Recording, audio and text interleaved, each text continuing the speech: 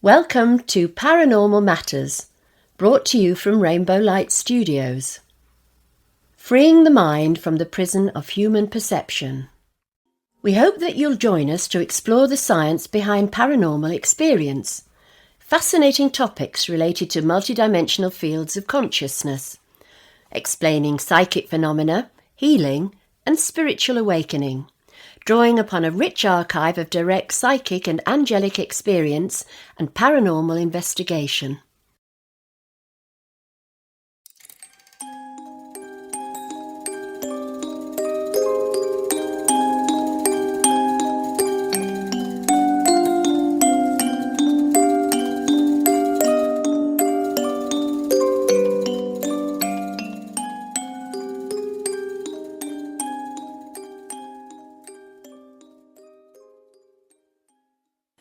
Hello everyone, my name's Jennifer Waters and I'm your host, and this series of programmes is investigating the many ways that consciousness manifests, including disembodied consciousness and what we refer to as spirits and ghosts and so on.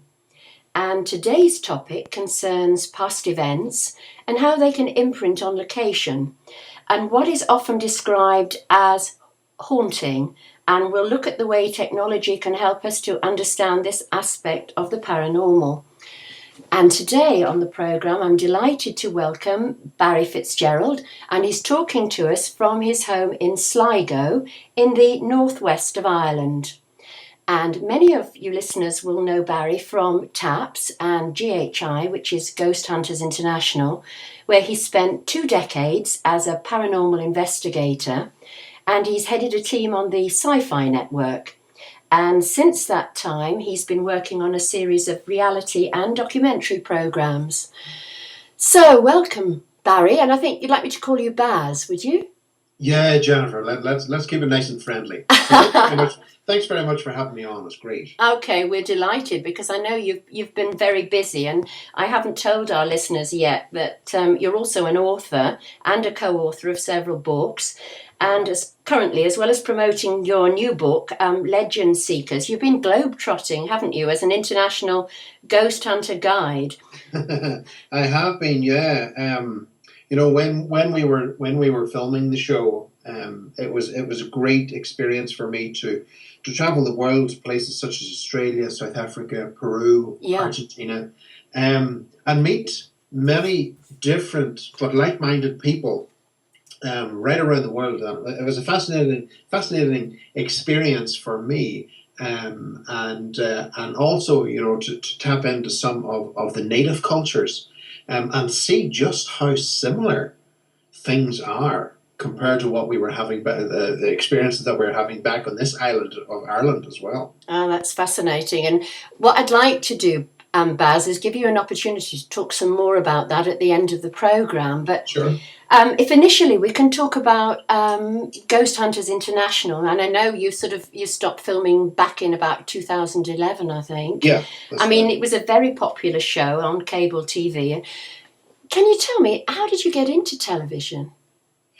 It was, I think the universe made it happen. I was in the right place at the right time, and just by a recommendation of a few friends of mine in the United States. Yeah. I ended up, the situation seemed to turn around, and I ended up, instead of being behind the camera, I was asked, would I mind going in front of the camera? And I said, sure, I have no problem in that. That particular show went out, which was one of the highest recorded shows in that particular history. And because we got to understand that from an Irish standpoint, there are 40 million Irish Americans. Good heavens, I didn't know there were that many. It's absolutely huge. And of course, the figures were huge as well for that particular show. And GHI was proposed. Yeah. And I was very surprised to get a phone call back in Ireland from Los Angeles to say, we're doing a spin-off show called Ghost Hunters International. Would you mind traveling the world looking for different spiritual phenomena? And I suppose you had to think about that. Well, so I gave it about 3 seconds and said, "Sure, why not?" And threw everything into the air, and off I went. Oh, and do you know, some people would probably have had a difficulty from being behind the camera going in front of it. So it's we're delighted that you were happy to do that. Thank you. Buzz, can you tell us some of your perhaps personal experiences of phenomena that you encountered that sort of stand out for you? I mean, probably there've been many, but maybe sort of one or two. There definitely have been many. Yeah. However, there were a few things that have occurred, and even of recent experiences.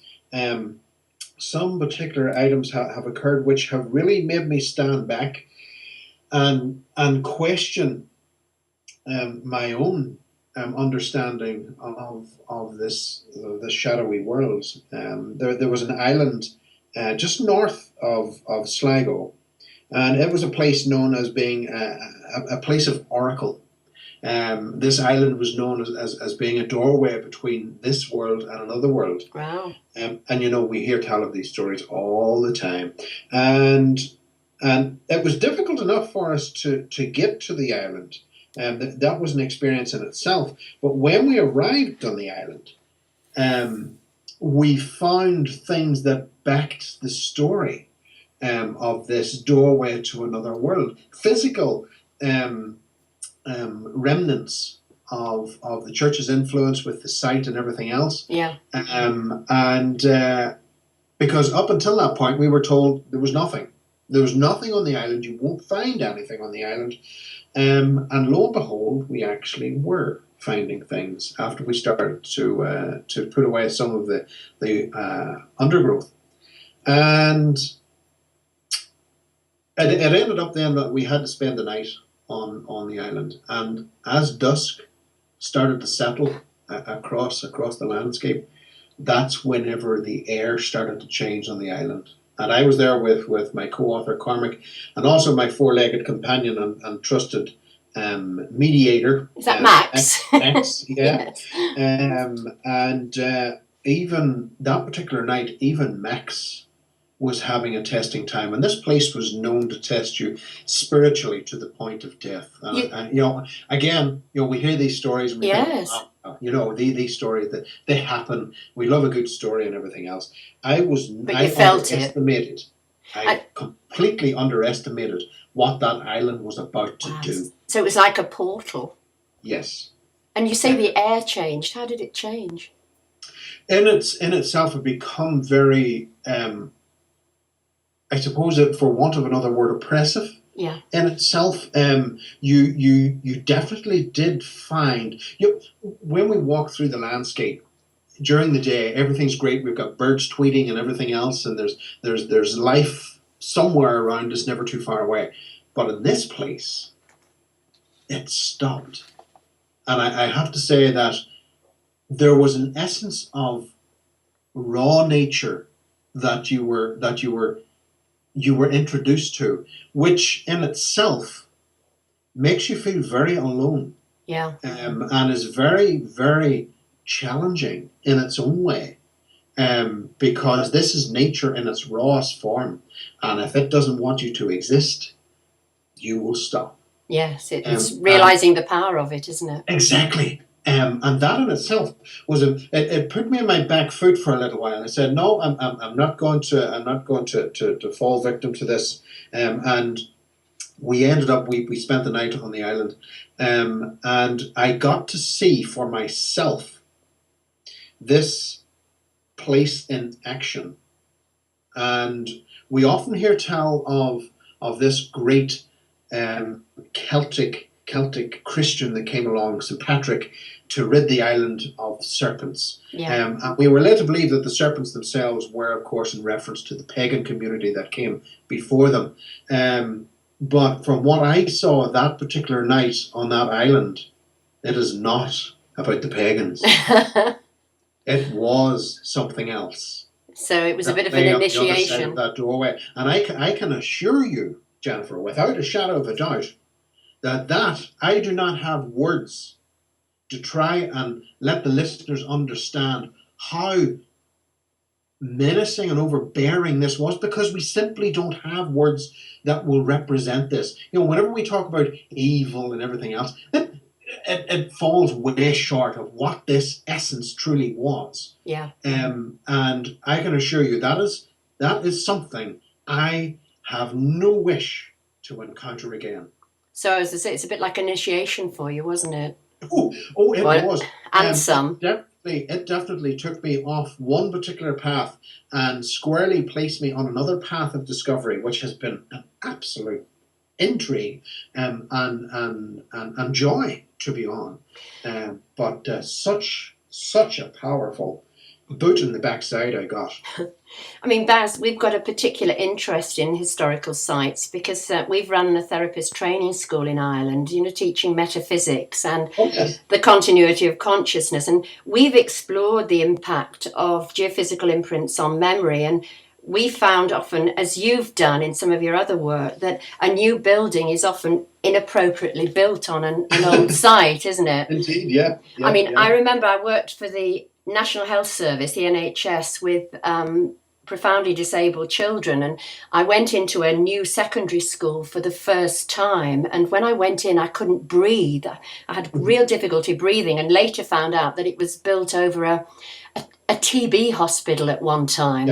And I must have been picking it up. And I think particular places can ignite subconscious memory, can't they, which can relate to sometimes forgotten experience or a past life memory. Yeah. Didn't you go to Limavady? Sorry? I think you went to Limavady at one time, and that was a place that was built over an old workhouse, wasn't it? That's right. A hospital. We live in a society now, and I think this is where part of the problem comes from, in that we are being taught, we are being reprogrammed, if you like, that the physical world, that's it. There's nothing more. Yeah. Without the understanding of what that our brain itself is made up of a masculine and a feminine. It's made up of a left-hand hemisphere and a right-hand hemisphere. Now, what we're being programmed to do with all our wonderful bits of technology and everything else and schooling is to listen to the left-hand hemisphere of the brain. But the right-hand hemisphere, that is the seat of your intuition. Absolutely. And that is something we are being beaten down to not listen to. Yeah, we've lost the balance, haven't we? It was funny, I was going to ask you actually what your belief system was and how you view consciousness. Well, now there is a whole new There's a big question. Consciousness itself, I do believe that we have the ability to alter certain aspects around us. Call it what you will. You can say the secret. You can, whatever you want to call it. You can prime your conscious to ask for whatever it is that you need at that specific time, and it may deliver. It may not. It is entirely up to yourself and whether the universe decides to give you that. And a lot of the times, of course, as well, that sometimes we can ask for things on speed, without the luxury of hindsight, and sometimes we get what we ask for, and that can be a problem as well. Yes. But understanding, this whole left-hand, right-hand hemisphere thing, this very masculine left-hand hemisphere and its dominance over that feminine, the right-hand hemisphere, is something which is reawakening. It's reawakening this new war, this new fight that is starting to come to the surface. And I'm definitely seeing, on a global scale, we are definitely seeing this reawakening, but this dominant masculine essence is still trying to hold control, trying to curb this change from happening. Yeah. And what we tend to see then, when this change finally does happen, and be warned, it will happen. When it does happen, it usually, because it's been held back, will end up switching badly. And that's a particular thing we need to face up to. And we need to understand there's a change coming, and it's coming faster than what we have ever thought before. And people need to connect back to the creative, intuitive aspects of the right brain. And I know you talk about connecting back to nature, don't you? Yeah, as a way of doing this. Absolutely. Because we tended to see, especially on the west coast of Ireland here, we have tombs which predate the Great Pyramids of Giza, and we've got access to those 24/7, 365 days a year. And we can go up and we can watch on the 21st of June. We can see this beautiful sunset enter the chamber and pass around the darkness of the inside of the chamber. And we've got on some of the tombs down in Newgrange and things, we've got sparrows and everything else. Now, these sparrows, we were told these were references to the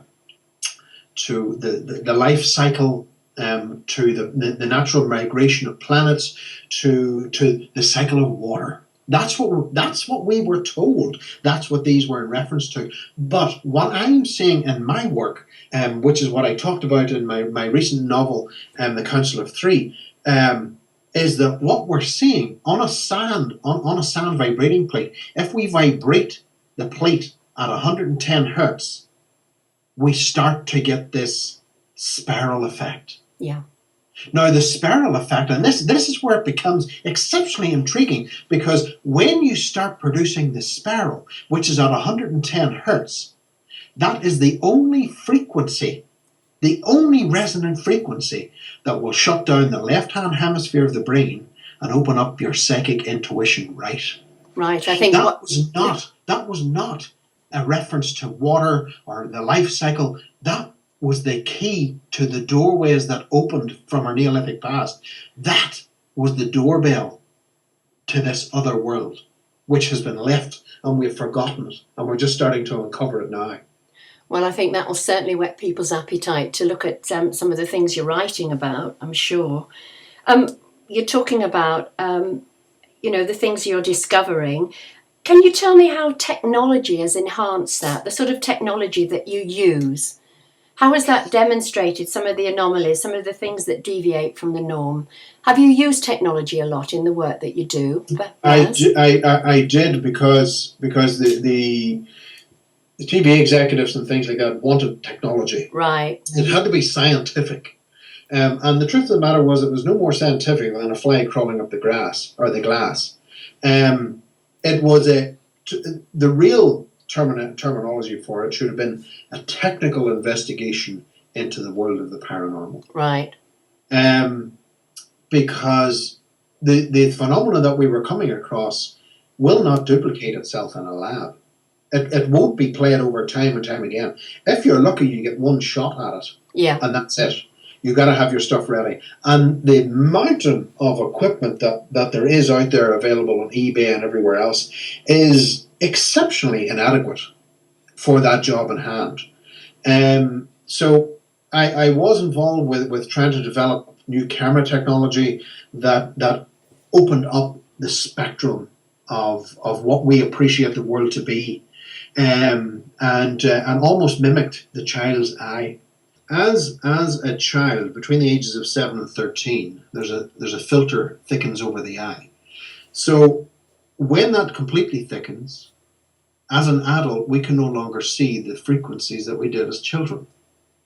And if you've got a child between 1 and 7, there's a possibility that that child can see into particular frequencies, the fringe frequencies of infrared and ultraviolet, that as an adult we can no longer do. So this camera was devised to try and see what was going on in those fringe areas. But there were other complications that we had to consider as well, because ultraviolet and infrared were also detrimental to the materialization of these entities, if you like. And so we also had to devise the camera that it was able to see in the same, almost the same light amount of light as what the observer was seeing these entities. And we were starting to see things that were starting to appear. And during one particular seance in a castle in Wales, I had used this specific camera, which was not invasive in any way. and during the process, it was an old-style Victorian seance that in 3 frames, a figure did appear over the seance table.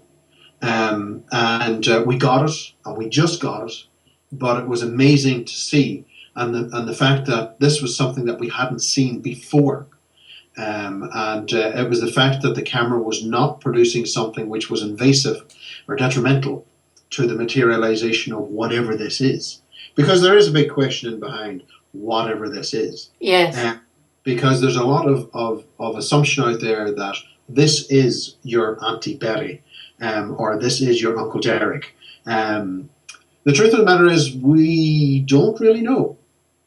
We can't be sure. We can take as many measurements as we can, but the greatest piece of equipment that we have is that piece that society is continually trying to shut down, our instinct. The moment we stop listening to our instinct, we have lost it. It's gone. And we can find that there are particular foods out there and what we can drink that can actually hinder or shut down that particular process of intuition. Yeah. So going into an investigation blind, in my opinion, is suicide. Yeah, this is fascinating, Barry, and it sort of equates a bit with our teaching on energy development and what you say about the 7-year-old child and the 13-year-old child in terms of their energy developing and they're becoming more physical. Mm-hmm. Can I ask you, do you feel that paranormal investigation has changed your beliefs and your perception? I think the mainstream aspects of paranormal investigating, which nowadays has become filled with thrill seekers, is something I'm not interested in. I'm very much interested in different aspects of this unseen world, which over the past 4 years has now taken me on a different avenue, a different path of investigating, which not only looks at our modern day, but also takes me back 4,500, 5,000 years ago, and understand that particular cycle that's going on in between. So yeah, I have. It has allowed me to see certain aspects which I recognize today, but there are other components which I would throw off like an old jacket and say, no, that's not good for me now. And even in my books, I'll go back and I'll write a second edition, a third edition, making detailed changes in what I am seeing, because the shelf life effect is around 15 years. We got to understand what we were taught 15 years ago may not be exactly right. No, and you'll have shifted, obviously, in your perceptions. Exactly. Yeah. I mean, so I always go back and I continually try and update the information so that folks can keep up. Yeah, that's an excellent thing to do. It really comes down to a point as well that we live in a society now which, unfortunately, doesn't really want to learn, and it really is about the thrill, and the consequences of such a thrill can have long-reaching effects, which is not understood in the wide open field. And of course, that brings us really to your current book. You know that you're promoting legend seekers. Yes. When you're looking at Irish folklore, ancient myths and legends, and the archetypes and pre-Christian, and this is what you're saying in this book, isn't it? Trying to get people away from technology and to nature. And I know you were talking about getting the youth back into the countryside. Yeah, I think it's very, very important to try and get our youth away from. Yeah. The technology is great. Don't get me wrong; it is great, but we need to be able to switch off and reconnect. It's a balance, isn't it? Yeah, and that's where we are today. We don't have balance. We don't have that yin yang, that male female balance going on. That in itself, that balance has been off for quite some time. Yeah. Even if you look at that swing of masculinity, even throughout the ages, we can see how damaging it has become to the feminine. and the witch hunts and everything else that went through Europe was atrocious, absolutely atrocious. We can see that, as I say, we can see that change happen now on a global aspect, but we can also see that influence of masculine fighting to hold control and keep us where we're meant to be. Well, where they think we're meant to be. And because I'm going to sort of finally, before we close, Baz, I'm going to ask you about some of these trips where you're acting as a guide on Yes. these international tours. I mean, obviously, it gives you an opportunity to talk about your views there and to sort of give your message, doesn't it? Can you tell me about, before we close, where you've been and where you're planning to go with those?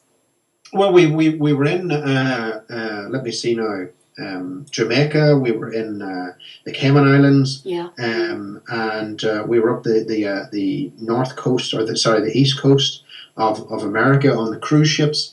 We have a tour coming off on Halloween, which takes 20 people, and we're exploring the true essence of Halloween, where it really came from and what it really means. Excellent. So people are being reintroduced to this particular yearly event, and I've got people coming in speaking about the spirituality of it. They're being engaged in practices and preparations themselves, and learning what the true aspect of Samhain was really about. Then next year we have a cruise going up via Alaska on the west coast of America, which I'm thoroughly looking forward to. Because I've never seen a polar bear, so I hope to see one. Excellent. Oh, Baz, I'm really sorry we've got to close now. We've run out of time, but it's been fascinating to talk to you. I could have listened to you all night. It's good that you've had an opportunity to tell the listeners something of what you're doing and your views, which I think are very important, and hopefully people will begin to take them on board. So thank you for joining us tonight. Thank you, Jennifer. Thank you for having me. Okay, thank you. And next week's show, I'll be talking to Carol Lamb. Experiences of past life memory we'll be looking at, linked to geophysical imprints at a specific location. And the location we'll be talking about is the former college base for the Academy Training Programme. And I hope, like me, you've enjoyed tonight's programme, and we look forward to talking to you next week. Good night.